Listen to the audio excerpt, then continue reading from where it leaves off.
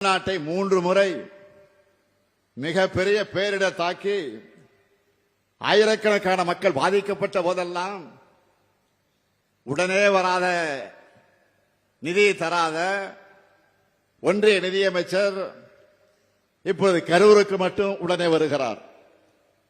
மணிப்பூர் கலவரம், குஜராத் விபத்துக்கள், கும்பமேளா பலிகளுக்கெல்லாம் உடனே விசாரணை குழு அனுப்பாத பாஜக கரூருக்கு மட்டும் உடனே அனுப்புறாங்கன்னா தமிழ்நாட்டு மேல இருக்கிற அக்கறையால கிடையாது. இங்கதான் நீங்க கவனிக்கணும். அடுத்த ஆண்டு தேர்தல் வருது. இதுல ஏதாவது அரசியல் ஆதாயம் கிடைக்குமா? இதை வச்சு யாரையாச்சும் மிரட்டலாமா, உருட்டலாமா அப்படின்னு பாக்குறாங்க.